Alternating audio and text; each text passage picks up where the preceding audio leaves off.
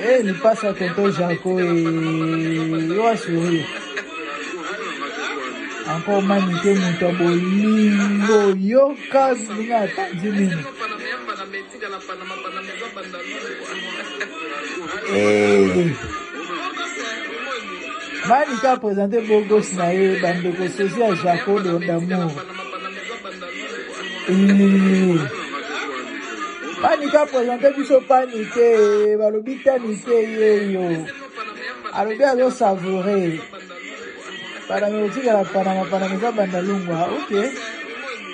Eh, Makambo, Manika azo savourer love.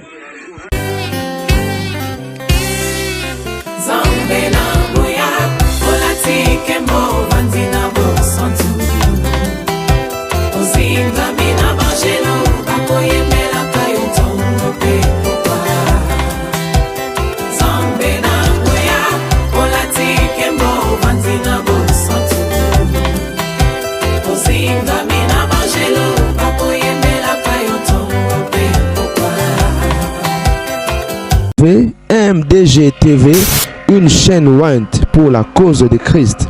Mafuta Yasika, Mafuta Yasika, Mafuta Yasika.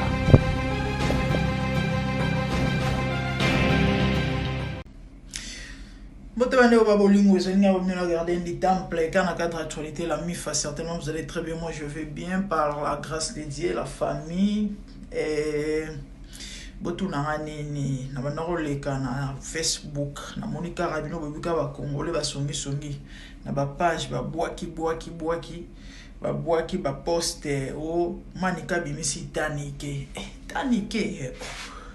on a tela bien ngabi attendez o nazo lota nazo mona eza yeto eza o bongo eza lipa ikande balo ba kokanaka mais oyo doublir ya tonton Jaco bande ko babolingo na comprendre pourquoi Manika maintenant s'acharner tout le temps dans Jaco et d'amour. Donc Manika ti abane ko sasa tonton Jaco awa kufinga Jaco Jigolo Moyibi aliaka mingi alambisi Esther baba suginini na ba maboke ngando Manike nini na tonton Jaco bayoka ni tena Esther likambo nini esi eleki nana yebi Jaco to Jaco to banoko staffé sika moko Jaco azala Manike nini lelo nde bandeko na confirmer qu'effectivement bato balobaki so mwasi afinga kayo sans raison topé sans cause ouele le côté c'est que Achako lisu lelo penda na confirmer que ça m'a solo do Manike ti ayara kufinga tonton Jaco eza parce que abanda ko cha tonton Jaco lisu depuis qui ça mais neti Jaco le kana couloir ya Manike te et Manike pas ebi que c'est pratiquement impossible de zalo la butuna na tongo Jaco ko zoyete akeko bimisa kaka bande ko sozi à tonton Jaco Zaire gangi ba supporter ba lobi ba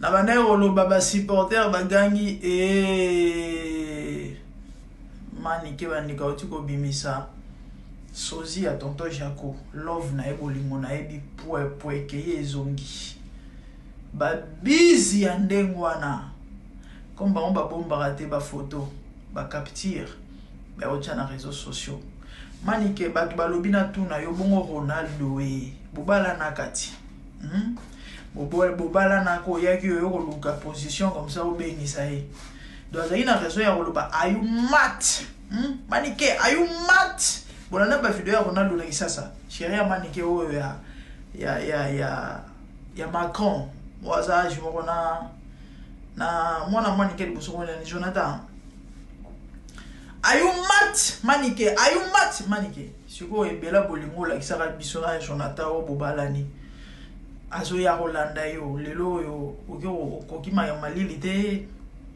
okyo bimisa sozi ya tonton Jacques mani kenga na ngofinga te nga na finga te nga na eka ndeko ko beta li solo kan ndenge yo ya ko beta masolo ba te puni ko poser ka question o ba batuni peut-être bango ba konti na bango ba landa meza te ba lobby est-ce que du Ronaldo ndenge nini manike siko yo tu ya ko beta ba bordir neti ke non yo zanda ki sa mama de yo boza na ka puis na puis manike siko na lobby bino bozo ba risque ya relaxa ba chérie olinga na motu famille yebite et l'autre côté déjà yo laxi biso to moni siko lobby tango simba te nzoto pe makila na mai ezo sala nano wana ezaka na otuna na bato nyonso manike ka te en même temps no pia conseil na bato nyonso bala basi tout oyo ba mi bali la généralement les hommes ne font pas ça ba mbala basala moderne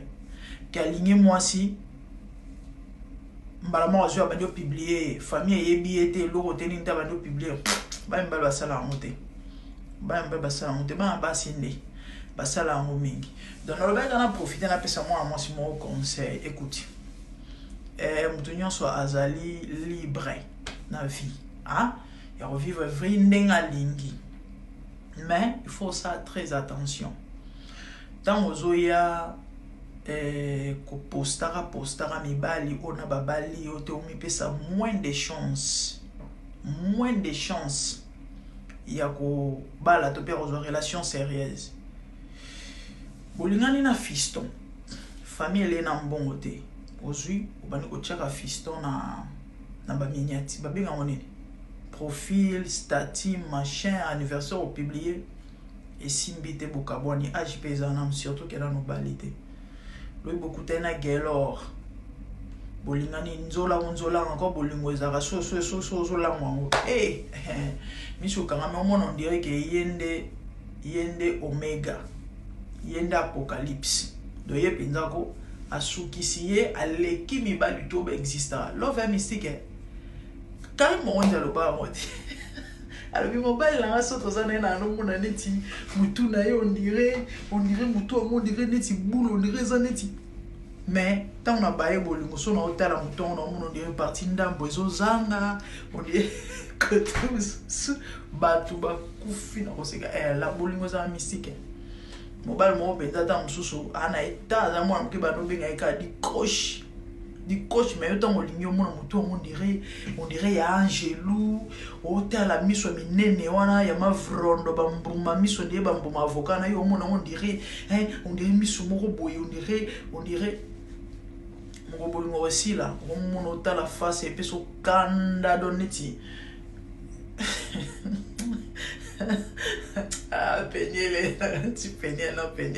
Peniel, Peniel a souka motema na niveau moko na munduki abeta mutu mazati mama moko msu Peniel a fasha fingi alobi na souka na alobi ana regreta beza nzambe pourquoi na bota bana na mobali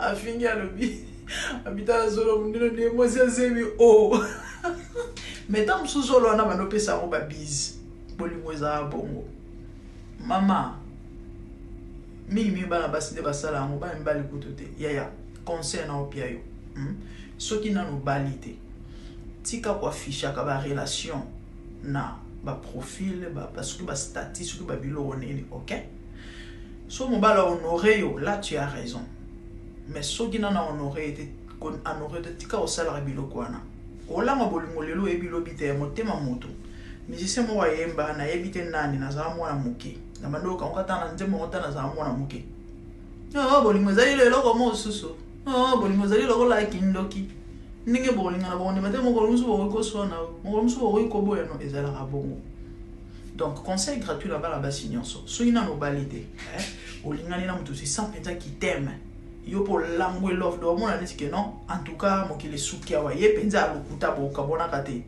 ya tant que nanu famille le mbongo te tika kwa fishaka ba obengo ndumba lobi et pourtant zaki ndumba te tam supe ko kabona na bino eza foti na yote ya tika et puis évitera kwa fishaka bana mibali pa na ba poste na banini na ba statut soki ba biloko neni Musupe ozazaneka master. Na lobite ke batu ba ficha ba tchaka ba nina ba statité na ba profil te. Pourquoi j'ai dit ça? Moussa Nzambe moko c'est un prophète. Azala na proposante moko. Obia baya fi wana pourquoi? Aibi sanga alobi na grande dame.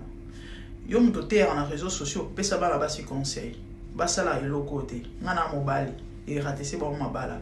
Bazala na bango bien la fille pas zala na bien mais azaki okalale la moki ngomso na atie mutu na stati.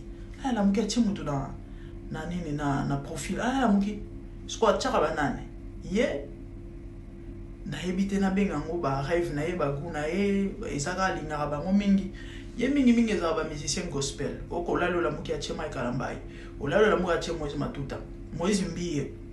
Olalo la muki atie atangela nga kombo ya Mike Kalambai Thomas Lokofe Moïse Mbiye na nani na suka na oyebi alobaki elonya alobaki ya grande dame ezalata image ezalata atom c'était tolobite ka atom sa mon santo pour me bozala boya chakazeni tolobi bongote mais ezana ba bilongi oso tie ndeko mo sexy nga lobi na grande dame mamu na ngoyo zoloba abi mo ba musicien chrétien biso nyonso nde tozala penza bongo tokoza ba fidèle alobi na ngai soko longole mokie o tanga ki wana mbiai mokie atoms na Cedre Katambai alobi ba kokoya na bango oui mais baza penza batu ya ba mais biso musuzo tikalitika ayi singa ndeko na alobi na ngai alobi omoni ba image wana nyonso oya chaka ba nyama mabe et puis ngana bala mwasi ya bongo mbote bande oba bolingo certainement vous allez très bien. Moi je vais bien par la grâce de Dieu la mifa na ina vidéo o bande kona solo na sila bisalo bobengi na wasila aina kita liboso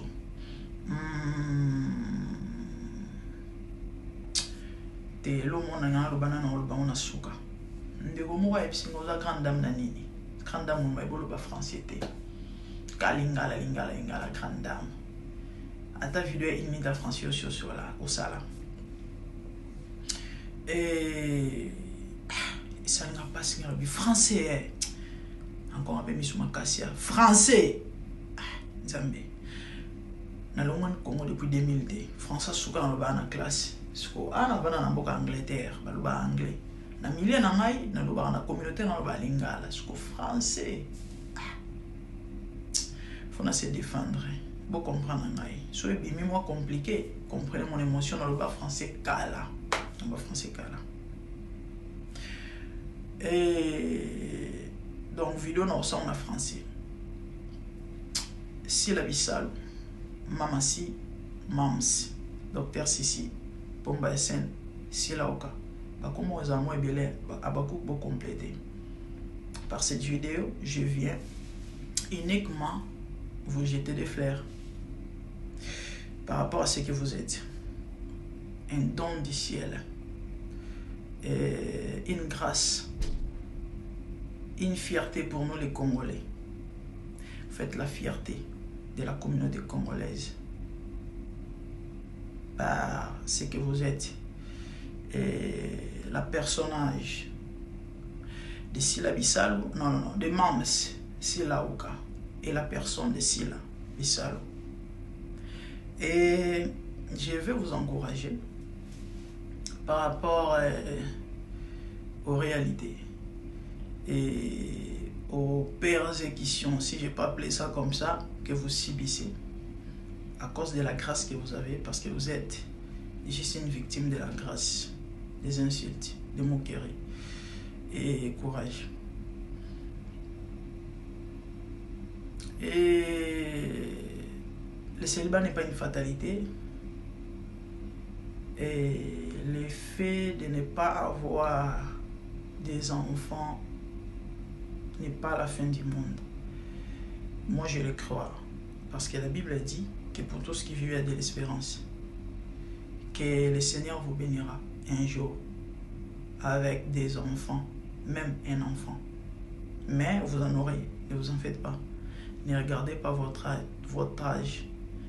Et parce que la Bible dit que rien n'est impossible à Dieu. Ce n'est pas parce que vous avez fait quelque chose de mauvais.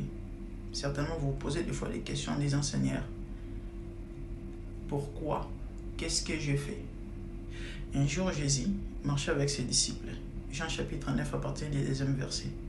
Ils ont aperçu un aveugle né. Et du coup, les disciples ont posé la question à Jésus. Pourquoi cet homme est né aveugle? Est-ce que c'est parce qu'il a péché ou ses parents? Ou Jésus va répondre en disant, ce n'est pas parce que ses parents ou lui, mais c'est pour que la gloire de Dieu soit manifestée. Il y a d'autres situations compliquées, d'autres réalités, d'autres problèmes que nous subissons dans la vie. Ce n'est pas parce qu'on a fait du mal à Dieu ou je ne sais pas, on a péché, mais c'est simplement pour que la gloire de Dieu se manifeste. J'étais des passages sur les réseaux sociaux, je vis une personne vous insulter et ça doit faire mal certainement, mais personnellement je viens juste pour vous encourager. Courage, ne baissez pas les bras, la vie continue. C'est tout à fait normal, une personne de grande destinée comme vous. Et je disais une personne de grande destinée comme vous, c'est inévitable. Les critiques, les insultes, et les calomnies, machin. Donc, acceptez ça, trouvez ça normal. Au contraire, cela fera de vous encore grande. Ah oui, celle qui est au-dessus de la mêlée. Voilà. Nous vous aimons, moi personnellement, je vous aime. Et tout ce qui vous aime, vous aime. Donc, nous t'aimons notre Sila. On va continuer de te soutenir, de vous soutenir. Et voilà. Donc, tous tes ennemis sont tes marchepieds. La Bible dit, assis-toi à ma droite, jusqu'à ce que je fasse de tes ennemis ton marchepied. En d'autres termes, tu as un ennemi, tu as une marchepied. Des ennemis, des marchepieds. 10 ennemis, des marchepieds. 100 ennemis, 100 marchepieds. Chers amis, faites-vous des ennemis. Yaya, Luka Bayini Belé, pour pas qu'on va marcher bien. Actuellement, on a un belé. Yaya, Luka Bayini, pas qu'on va marcher bien. Na meki pour en français, moi ça va. Je crois que soit yogi vidéo, le baquet ça va. T'es dans l'autre ma bé. Bon comprendre un gars, bon comprendre un gars. Le français n'est pas notre bouche, ok? Tu as un ennemi, tu as un marche-pied. Des marche-pieds, 10, 100, faites-vous des ennemis. Faites-vous des ennemis. Comme ça, soit vous n'avez pas belé. Comment on a sommé les gars? Ce qu'on ennemi à salani, ennemi à finga kakati. Ennemi à tolaka tonga kara. Eh, ennemi kololomi est star. Wow! Attends, mais. Soit la côté la TikTok. Eh, oura, batakingai. Ba mentionné ba wow c'est comme on va finir là na yebi ni mutu ni makolo mambo na yebite na lobite na salité, mais en fait c'est comme ça, la vie c'est comme ça. Donc courage lorsqu'on vous critique, hein, et zola qui ça qui vous avez quelque chose en vous qui dérange, oh ba msuba na moté, oh ba to ba critiquer les bino ba na moté. Donc c'est ça. Et si la vie salomams nayebi ke toyaka tosala bémission topesa témoignage na yo par rapport au nzamba sali. Ah oui, na onde mango et nayebi ke ekokisama ekokisama. Sinon naika la vidéo uniquement pour encourager yo. So ba finge ça la passer. En tout cas ce qu'on a ça la passer était na kosi parce que ngape soit kama so na ki ba finge ngai. Mais que voulez-vous? Il y a de ces choses-là, c'est inévitable. Hein? Et surtout, quand on est destiné à mon aîné, en tout cas, aux Ouango Gaga. Maman, courage. Vous avez victime en grâce. Vous avez le droit de la tête pour y saler ma tête, pour y combattre, pour y yater. Et vous avez la gaga. C'est ça. Donc, nous acceptons, nous avons vivre déjà. Nous avons fortifié, nous avons battu, nous avons pambala. Bon, vent, nous avons pour continuer aux ala. C'est là où Kapomba scène.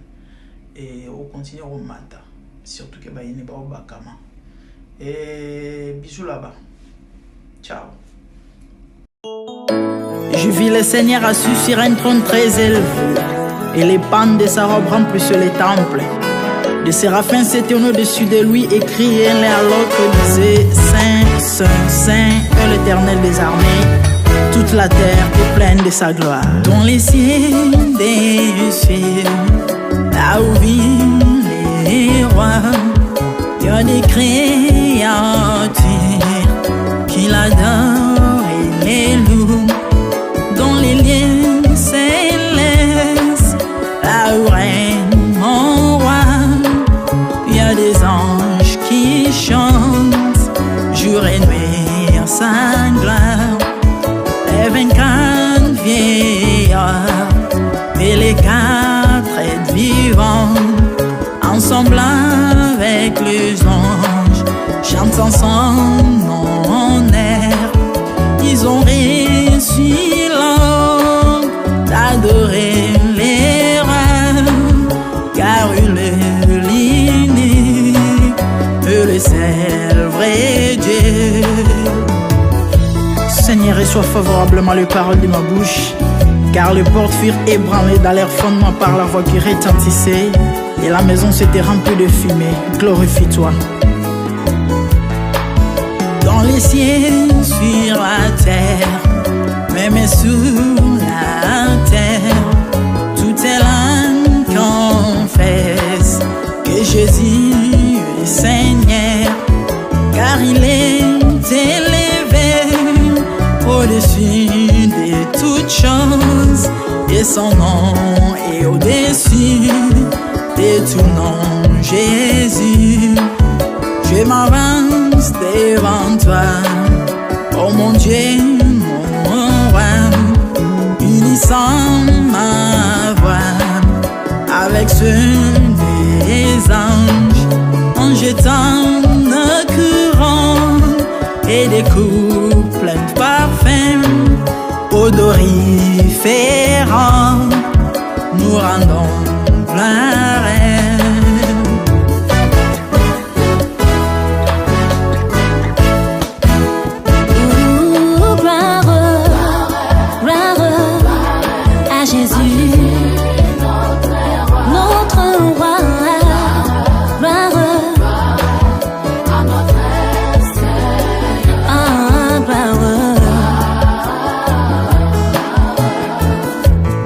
Chantons gloire à Jésus.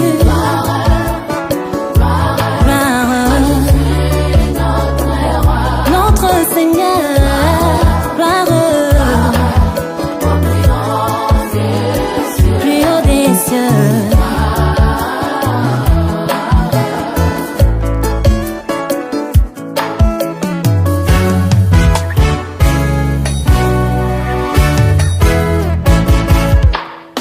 Il est beau d'annoncer les matins ta bonté. Voici mon sacrifice, la louange de ma bouche, les fruits de mes lèvres qui confessent ton nom en poussant des cris, car tes œuvres sont grandes. Bienvenue jour dans ta face, que 1000 ailleurs, car tu es mon soleil, mon bouclier, ma tour forte. Tu me donnes la force du bif, tu m'arroses d'une huile fraîche. On ne se plaît à contempler mes ennemis grâce à toi.